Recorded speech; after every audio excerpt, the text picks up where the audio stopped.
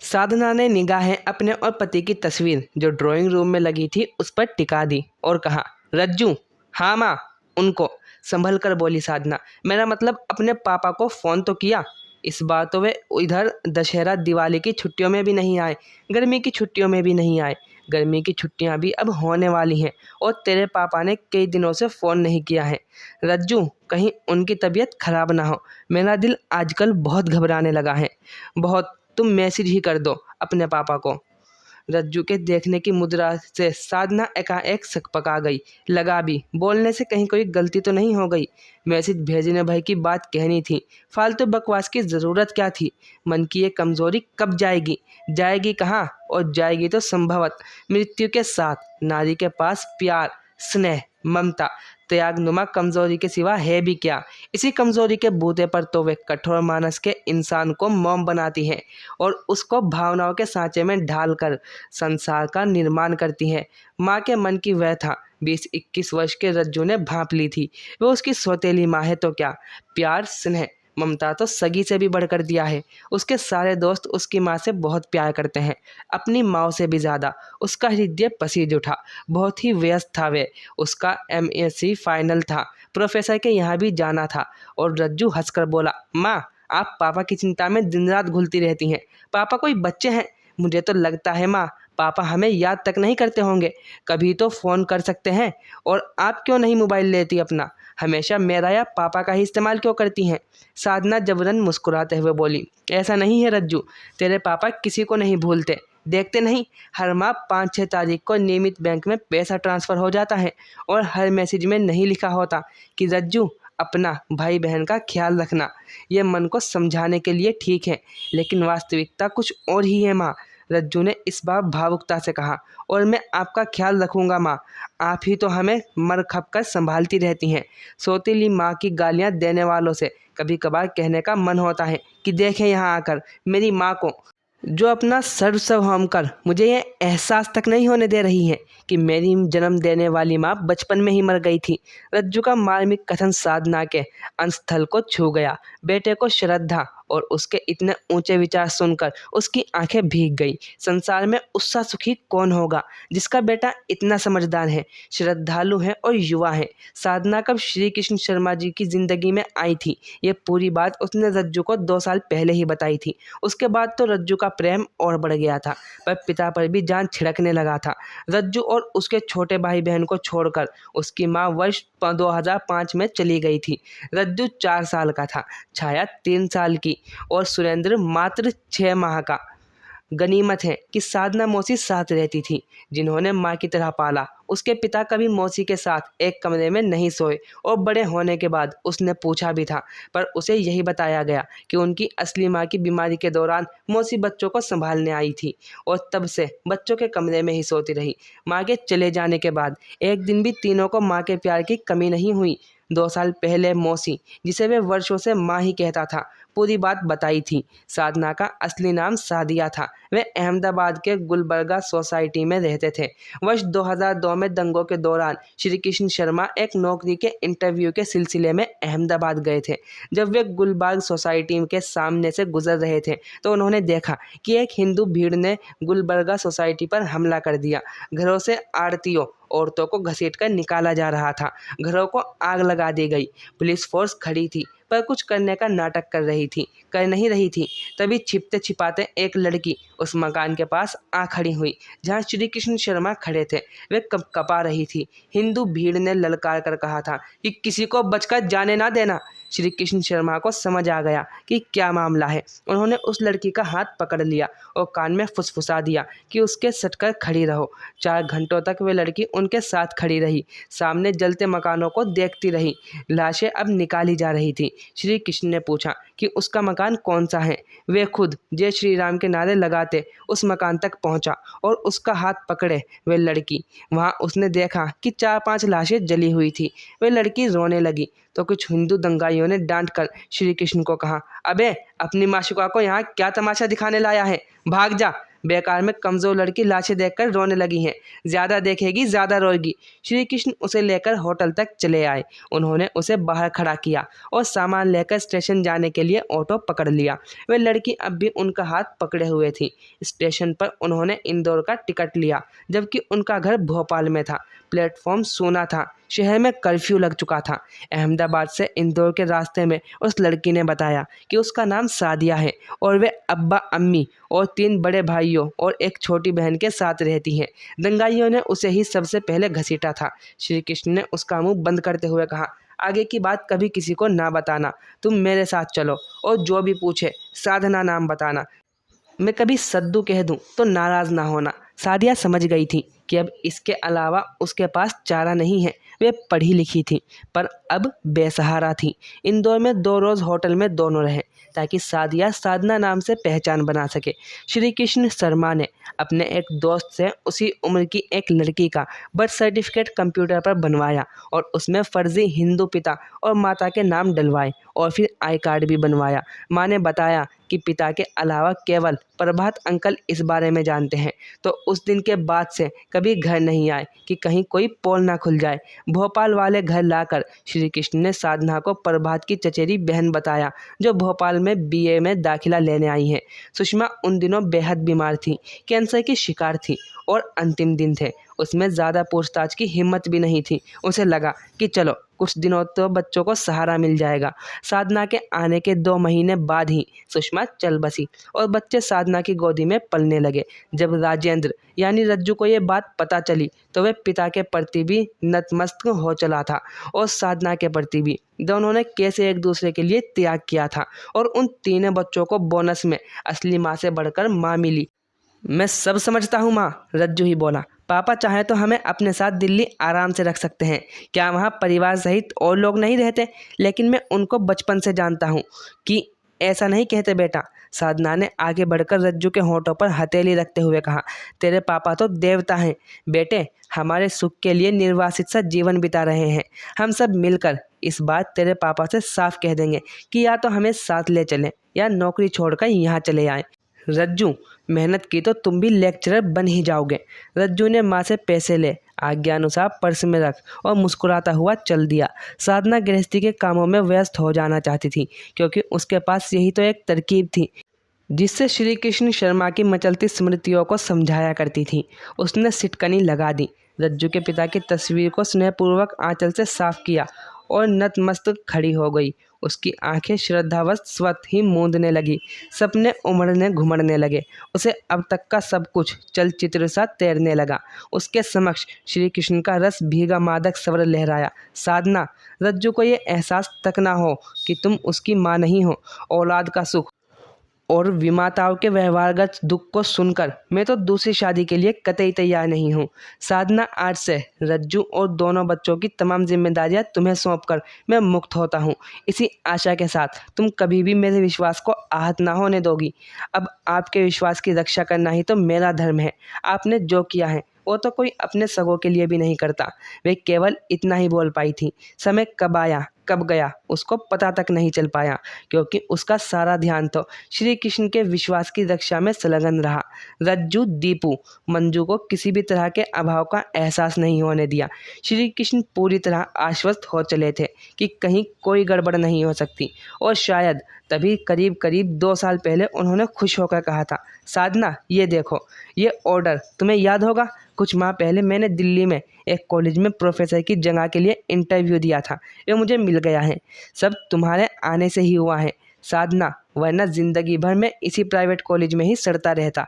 कब तक ज्वाइन करना है? वे बमुश्किल अपनी खुशी को दबाते हुए बोली। बस इसी सप्ताह में। वे असमंजस में पड़ गई कि इतनी जल्दी यहाँ का सब कुछ कैसे समेटा जा सकेगा।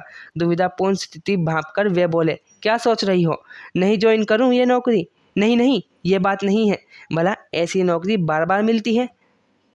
मैं तो सोच रही हूँ कि इतनी जल्दी ये सब कैसे हो सकेगा। रज्जू को कॉलेज से निकालना होगा, दीपू और मंजू को स्कूल से, इस अपने मकान की भी व्यवस्था करनी होगी, क्योंकि आजकल के किराएदार तो। लेकिन साधना, अभी तो मुझे अकेले ही जाना है। बात काट कर वे बोले, बच्चों की पढ़ाई है, मकान की देखभाल है और मैं 1-2 माह में आता जाता रहूँगा ही। भला भोपाल और दिल्ली में फासला ही क्या है, बैठे कि 12 घंटे में यहाँ से वहाँ, वहाँ से यहाँ। इस पत्र के बाद जैसे ही मकान की व्यवस्था होगी हम वहाँ चले जाएंगे। श्री कृष्ण का आदेश भगवान का आदेश, अत वे बोलती भी क्या। मन श्रद्धा से भर गया कि उसके वे वास्तव में कितने महान हैं, जो पत्नी बच्चों के सुख से निमित्त इतनी दूर अकेले जा रहे हैं। पहली बार 2 माह में आए थे, सबके लिए ढेर सारी चीज़ें भी लाए थे, लेकिन मकान न मिलने की शिकायत करते हुए बोले थे, सच साधना, तुम्हारे और बच्चों के बिना एक एक दिन वर्ष सा लगता है। बच्चों की इतनी याद आती है कि अक्सर सब कुछ बर्दाश्त करना पड़ता है। सब कुछ धीरे धीरे आने का समय लंबा होता गया और मकान न मिलने का जिक्र भी। अक्सर आस पड़ोस के लोग और जो नए दोस्त बने थे वे भी पति के इस त्याग का सराहना करते हुए कहते कि भाई डॉक्टर शर्मा आदमी के रूप में फरिश्ता है, फरिश्ता जो अपने परिवार के लिए सम सुखों को इस प्रकार तिलांजलि देकर बाहर पड़े हैं। पति की इस तरह प्रशंसा सुन सुनकर साधना का मन पुलकित हो जाता है, क्योंकि उनकी प्रशंसा में उसको अपनी प्रशंसा का भी तो एहसास होता है। साधना उद्गिनी हो चली, उसके कोमल हृदय से कोई शंकाएं आकर टकराने लगी। गंभीरता से बोली भी, रज्जू MSc में प्रथम श्रेणी मिलने की खबर पापा को, मेरा मतलब अपने पापा को दी। कितनी खुशी होगी ये जानकर कि उनके रज्जू ने यूनिवर्सिटी में टॉप किया है।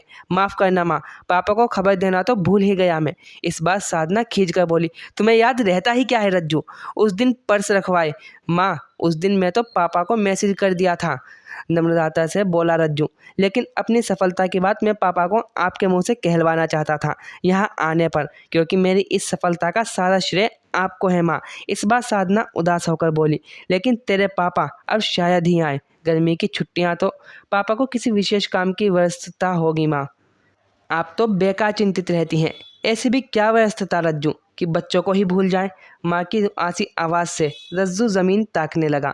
माँ की व्यथा उसकी अपनी व्यथा थी, लेकिन वह कर भी क्या सकता था। रज्जू बेटे एक काम करें, साधना ने उसकी विचार श्रृंखला को तोड़ते हुए कहा, क्यों ना हम ही दिल्ली हो आए, अभी तो बच्चों की कुछ छुट्टियां बाकी हैं, लगे हाथ आगरा का ताजमहल भी देख आएंगे। हो सकता है तुम्हारे पापा वहीं तुम्हारी नौकरी की भी व्यवस्था करवा दें। क्या विचार है। रज्जू को माँ का प्रस्ताव बहुत ही अच्छा लगा। काश ऐसे ही प्रस्ताव माँ यदा कदा रखती तो शायद आज उसको इस कदर परेशान नहीं होना पड़ता। दिल्ली और आगरा घूमने की बात सुनकर दीपू मंजू ने तो सारा घर ही सिर पर उठा लिया। साधना मन ही मन पति मिलन की आद में लाल सावर शून्य में झांकने लगी, जहां शायद उसके जीवन के विविध चित्र बनते मिटते जा रहे थे। रज्जू गंभीर था, जबकि दीपक मंजू चहक रहे थे। साधना शिकायत करने के लिए लंबा चौड़ा शिकायतनामा तैयार कर रही थी। शताब्दी ट्रेन की गति तीव्र ही थी, लेकिन प्राय सभी को उसके धीमेपन का एहसास हो रहा था। ना खाने में मन था, ना सोने में दिलचस्पी, और ना ही बतियाने की इच्छा ही। रज्जू अपने पापा को मैसेज दे दिया था ना। रज्जू ने चौंक कर कहा, हाँ माँ, पर माँ आप अपना मोबाइल क्यों नहीं। फिर कहता कहता वह रुक गया। वह जानता था कि माँ किसी तरह का कागज़ अपने नाम से नहीं बनवाती थी।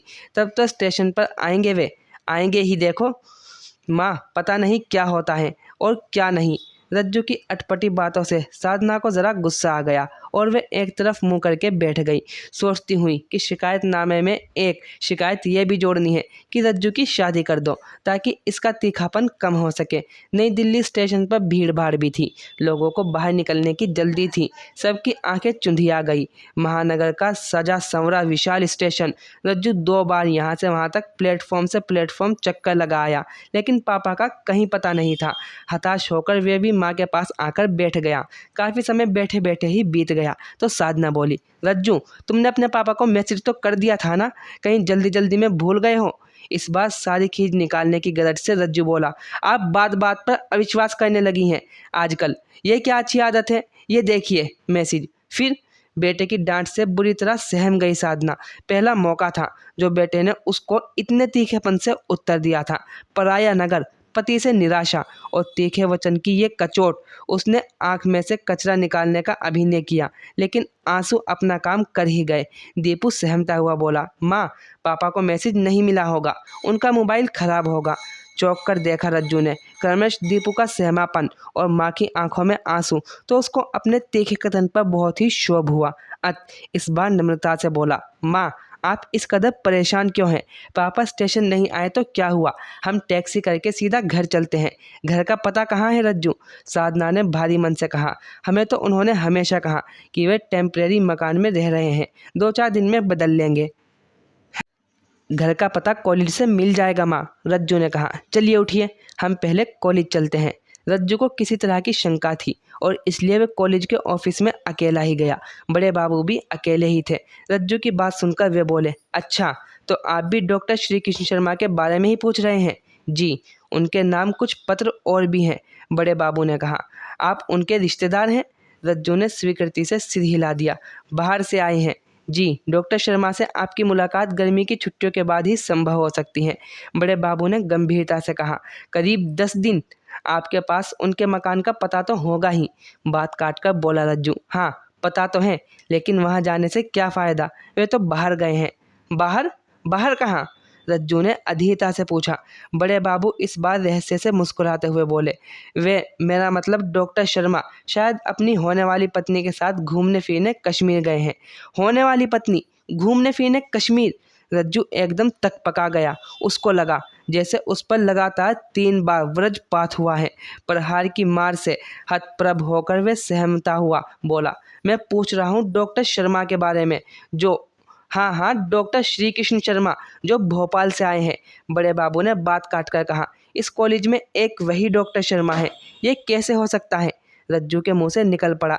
अनुभवी बड़े बाबू ने गंभीरता से कहा, सब कुछ हो सकता है बेटे, सब कुछ। समर्थ के लिए कोई बात मुश्किल नहीं, वरना कहाँ 40-45 के डॉक्टर शर्मा और कहाँ 24-25 की प्रेमा श्रीवास्तव। लेकिन हो गया प्रेम, कौन रोकेगा? दोनों राजी तो क्या करेगा? रज्जू का मन हुआ कि वे तत्काल दौड़कर बाहर जाए और पति को देवता मानने वाली माँ के समक्ष पिता के कृत्य की कथा चीख चीख कर कहे, लेकिन दौड़ना तो दूर, उसके पांव तक नहीं उठ रहे थे। उसने अपने आप को बहुत ही जज्ब किया, लेकिन वह समझ सकता था कि उसके पिता ने किस तरह इतने समय अकेले बिस्तरों पर गुजारे हैं। पर इस उम्र में जब बेटे की शादी की तैयारी में हो, वे छोटी उम्र वाली लड़की के साथ नहीं, वे ऐसा नहीं कर सकते। वे बुदबुदाया। आंसू अपने स्वभाव से बाज नहीं आए। उसने तत्क्षण गंभीरता से सोचा कि इस बुरी खबर को सुनकर उसकी भावुक ममताएं में कोमल हृदय माँ का क्या हाल होगा। शायद ही वे इस धक्के को बर्दाश्त कर सके। नहीं, वे माँ को कुछ भी नहीं बताएगा, कुछ भी नहीं। कुछ सोचकर वे बोला, श्रीमान जी, ये तो सब चलता ही है, आप तो उनके घर का पता भर दे दीजिए, मैं फिर कभी मुलाकात कर लूँगा। बड़े बाबू ने चिट पर पता लिखकर दे दिया। रज्जू धीरे धीरे चलकर ऑफिस के बाहर आने लगा तो उसको महसूस हुआ जैसे उसके पांवों तले की और आसपास दूर तक की ज़मीन गिलगिला होती जा रही है, जिसमें उसका, माँ का, भाई बहन का और पापा का समा जाना अवश्यंभावी है। नहीं नहीं, वे किसी को भी असमय मरने नहीं देगा। नहीं, बल्कि पापा को माँ के पास लौटाकर ही दम लेगा, चाहे उसको इसके लिए अपने प्राणों की बाजी ही क्यों न लगानी पड़े। अनमनी चाल से रज्जू को वापस आता देख माँ थोड़ी चिंता हुई और तभी वे पास आकर बोली, क्या हुआ रज्जू, पापा का पता मिल गया? रज्जू ने हंसते हुए कहा, माँ, जो होना चाहिए। फिर रज्जू ने हंसते हुए ही कहा, हम किसी होटल या धर्मशाला में ठहर जाएंगे, दिल्ली आगरा देखेंगे और वापस भोपाल लौट जाएंगे। भैया टैक्सी वाले, हमें किसी भले होटल तक छोड़ दो।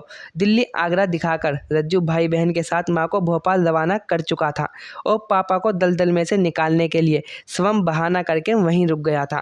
खाली समय में उसके पास इधर उधर भटकने और योजनाएं बनाने के अतिरिक्त कुछ भी नहीं था। वे पापा और प्रेमा श्रीवास्तव के लौटने का बेसब्री से इंतजार कर रहा था। परिस्थितियों को देखते हुए उसने निश्चय भी कर लिया था कि पापा यानी कृष्ण को पाने के लिए अगर उसको भी कीचड़ में बैठना पड़े तो वह इसमें किसी भी प्रकार की कोताही नहीं करेगा। आखिर वे दिन आ ही गया। हाथ में सूटकेस और सामने रज्जू को खड़ा पाकर डॉक्टर शर्मा हतप्रभ हो गए। प्रेमा श्रीवास्तव झटके से उठकर एक तरफ खड़ी हो गई। प्रेमा की खूबसूरती देखकर रज्जू को भी बिजली का सा झटका लगा।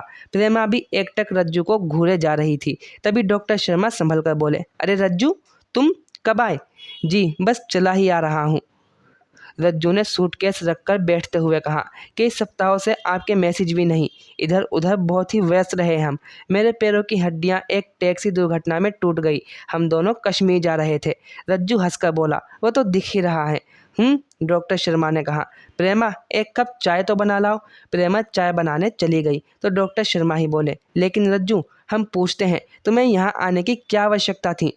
रज्जू ने आश्चर्य से कहा। पापा, कमाल है, आपको ये हो क्या गया है? इतने अरसे बाद मिल रहे हैं, आपने ना मुझसे दुख सुख का पूछा, ना माँ भाई बहन के बारे में, और ऊपर से आप ऐसे नाराज़ हो रहे हैं जैसे मैंने यहाँ आकर कोई बड़ा अपराध किया है। पापा, घर पर आए दुश्मन को भी नहीं दुत्कारा जाता, फिर मैं तो आपका। ठीक है। बात काटकर डॉक्टर शर्मा ने शंकास्पद निगाहों से रसोई घर को देखा और कहा, तुम लोगों को हम नियमित पैसा ट्रांसफ़र करवा रहे हैं, फिर ऐसी क्या तकलीफ थी कि?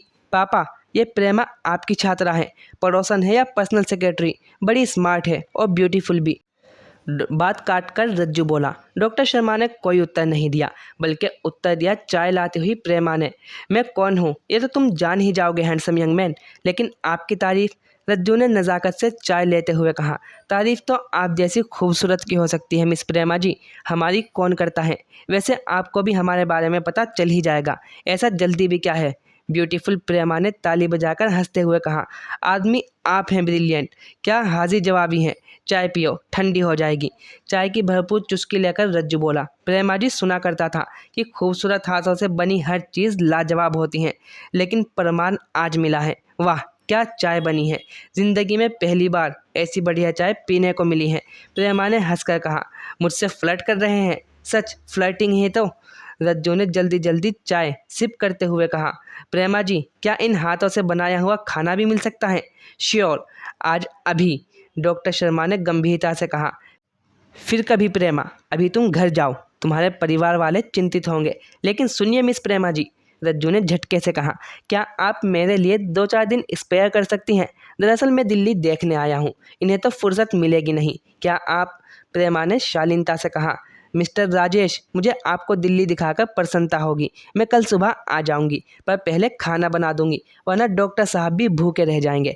Thank you very much miss Prema ji, Raju ने ज़ोर से कहा और प्रेमा के जाते ही कप प्लेट ज़मीन पर पटक दिए। पिता पुत्र के मध्य तनाव सा ही रहा, लेकिन रात में डॉक्टर शर्मा ही बोले। प्रेमा मेरा बहुत ख्याल रख रही है। तुम्हारी पहली माँ के मरने के बाद पहली बार किसी ने इतना दुलार दिया है। ये आप कह रहे हैं पापा? हाँ, क्यों, तुम्हें कोई एतराज़ है? श्री कृष्ण रूखाई से बोले। ये धमकी ना दो कि तुम अपनी माँ को बुला लोगे और सबके सामने नाटक करवाओगे। वे नहीं आएगी, डॉक्टर शर्मा ने गुस्से से कहा। वे यहाँ आकर रोएगी, चीखेगी, चिल्लाएगी और अपने अधिकारों की मांग नहीं करेगी। रज्जू ने इस बार हंसते हुए कहा। ना, मेरी माँ कोई नाटक करेगी, ना आप। इस बात को पापा बाद में देखेंगे। अचानक रज्जू परिपक्व हो गया। उसे समझ नहीं आ रहा था कि प्रेमा को जैसे पापा घर लाएंगे, वैसे साधना माँ की पटरी बैठेंगी। कैसे वे सब जानकर हल्ला नहीं मचाएंगी। ये चौथा दिन था जिसमें प्रेमा रज्जू को दिल्ली दिखा रही थी। इन 4 दिनों में वे काफ़ी घुल मिल गए थे। रज्जू चाहता था इस बीच प्रेमा को समस्त वास्तविकताओं से अवगत करवाकर प्रेमा को रास्ते से हटा सकता था, लेकिन वे पापा की इज्जत भी बरकरार रखना चाहता था ताकि उनको पछतावा तो हो, पर इतना नहीं कि आत्महत्या तक पहुंचा दें। कनाल प्लेस के एक खूबसूरत रेस्टोरेंट में केबिन में रज्जू नम्रता से बोला। मैं आपका बहुत ही आभारी हूं प्रेमा जी, जो आपने मुझे इतनी अच्छी तरह से दिल्ली दिखा दी। बहुत दिनों से एक यही तमन्ना थी, सो आपने पूरी कर दी। ना जाने अभी इस शहर के दर्शन होते हैं या नहीं। क्यों? प्रेमा ने कहा। रज्जू ने उदास होकर कहा। मुझे कनाडा से एक स्कॉलरशिप मिल गई है। मैंने सरकार के सामने एक शर्त रखी कि वहां जाने से पूर्व मैं शादी करना चाहता हूं। प्रेमा ने चहक कर कहा। लड़की पसंद की? प्रेमा जी, बहुत सी लड़कियां देखी, लेकिन मिस प्रेमा, ना जाने क्यों कैसे आप मुझे पहली नज़र में ही इतनी भा गई कि। लेकिन आप तो शायद, प्रेमा ने शर्मा कर कहा। आप तो मजाक कर रहे हैं मिस्टर राजेश, रज्जू ने झुंझला कर कहा। मेरे हर सच को आप मजाक कहती हैं प्रेमा जी? क्या ये मेरे साथ अन्याय नहीं है? और हाँ, आप मेरी हम उम्र हैं। आपका आप कहना भी मुझे अच्छा नहीं लगता। आप मुझे राजेश कहिए ना, सच बुरा नहीं लगेगा। तो फिर आप भी, मेरा मतलब तुम भी मुझे प्रेमा कहिए, प्रेमा ने पूर्वज शर्मा कर कहा। लेकिन तुम्हारे पिताजी तुम्हारी मर्जी के मुताबिक शादी हो जाने देंगे, रज्जू ने हंसकर कहा। पिताजी? वे स्वयं उस मामले में क्या करेंगे ये पता नहीं, पर वही इस वक्त गुमराह हैं। प्रेमा, मुझे मना करेंगे भी कैसे? प्रेमा, मैं तुमसे शादी करना चाहता हूँ तत्काल। आशा है तुम मेरे प्रस्ताव पर गंभीरतापूर्वक विचार करोगी। मैं तुम्हें कनाडा साथ ही लेकर जाना चाहता हूँ। स्वार्थवश प्रेमा इतना ही सोच पाई कि वे राजेश के योग्य है भी या नहीं। वैसे वे डॉक्टर शर्मा के साथ एक लंबे अरसे से घूमती फिरती रही हैं, लेकिन अभी तक उसने आत्मिक झुकाव के अतिरिक्त उनसे कोई संपर्क नहीं रखा था। डॉक्टर शर्मा हमेशा एक दूरी सी बनाए रखते थे, हंसते बोलते समझाते थे, पर उसी की पहल पर भी कभी उन्होंने उसके प्रति प्रेम का इजहार नहीं किया। वे एकदम रहस्यमय व्यक्तित्व के थे। वे पढ़ी लिखी थी, उसमें सोचने समझने की शक्ति भी और सुंदर भी। लेकिन आज के युग में एक लड़की के लिए अच्छा पति प्राप्त करना ही तो काफ़ी नहीं होता। माँ बाप मजबूर हैं और ऐसे वक्त डॉक्टर शर्मा का स्थायी सहारा पाना उसके लिए सौभाग्य के अतिरिक्त हो भी क्या सकता था। बेरा आया तो रज्जू ने ढेर सारी खाने की चीज़ें का ऑर्डर किया। खाना पीना चलता रहा और वहीं तय हो रहा भविष्य का कार्यक्रम। डॉक्टर शर्मा उद्गिन में बैठे थे, रज्जू बेडरूम में था। उनकी हालत इस वक्त बहुत दयनीय हो रही थी। प्रेमा के प्रति उनके मन में एक कमजोरी सी आ चुकी थी और इसलिए उन्होंने कई बार उससे शादी करने की सोची भी, पर फिर सुषमा और सादिया यानी साधना का त्याग सामने आ गया। वैसे प्रेमा से उनका भी आत्मिक झुकाव ही था, लेकिन वे अब उसको सहारा देकर छोड़ना नहीं चाहते थे। सहसा कमरे में प्रेमा ने प्रवेश किया। उसका चेहरा अन्य दिनों की अपेक्षा गंभीर था। डॉक्टर शर्मा कुछ बोलते इसके पूर्व ही वे बोली, डॉक्टर साहब मैं आज के बाद आपसे नहीं मिल सकूंगी। डॉक्टर शर्मा हतप्रभ हुए और बोले, क्यों? अच्छा तो रज्जू ने आखिर तुम्हें मेरी किसी स्थिति से अवगत करवाकर बहका ही दिया। प्रेमा, मैंने तो तुम्हें सब कुछ पहले ही बता दिया था कि मेरे 3 बच्चे हैं, मुझे किसी ने नहीं बहकाया। डॉक्टर साहब, प्रेमा ने दृढ़ता से कहा, दरअसल मैं शादी कर रही हूँ। किससे? अरे श्रीमान जी, इतनी बड़ी या लड़की को लड़कों की क्या कमी है? राजेश ने बीच में आकर कहा, कहो प्रेमा कैसी हो? प्रेमा ने निगाहें झुका ली तो डॉक्टर शर्मा हताश स्वर में बोले, लेकिन प्रेमा हम तुम तो। श्रीमान जी, बात काटकर रज्जू बोला, कोई भी युवती अपने मन से किसी अधेड़ के साथ बनना नहीं चाहती। वह तो उनकी मजबूरियां होती हैं जो उसको नारकीय जीवन बिताने पर बाध्य करती हैं। प्रेमा शादी कर रही है मुझसे। रज्जू खुश से होकर बोले डॉक्टर शर्मा, ये सच है डॉक्टर साहब। प्रेमा ने भी धीरे से कहा, पर वे भी भौचक्की कि डॉक्टर शर्मा खुश क्यों हैं। डॉक्टर शर्मा ने प्रेमा के सिर पर हाथ रख दिया। प्रेमा ने चौंक कर कर्मश डॉक्टर शर्मा की और रज्जू को देखा तो रज्जू ने स्वीकृति में सिर हिलाते हुए गंभीरता से कहा, पापा आप भी तो इस पे। पापा, नारी अपनी मर्जी से कभी भी घाट घाट का पानी नहीं पीना चाहती हैं, लेकिन हम पुरुष ही उसे ऐसा करने को बाध्य करते हैं। प्रेमा ने और ना आपने कभी अगर कोई गलती की है तो पापा, आप इतने विद्वान सुलझे हुए होने के बावजूद जब किसी दलदल में फंस सकते हैं, ये तो मैं सोच ही नहीं सकता। एक अनुभवहीन युवती के लिए आप गुमराह हो, ये बहुत बड़ी बात है। पापा, आपने मेरी माँ के साथ जो किया है इसका मुआवजा मैं दूंगा प्रेमा से विवाह करके।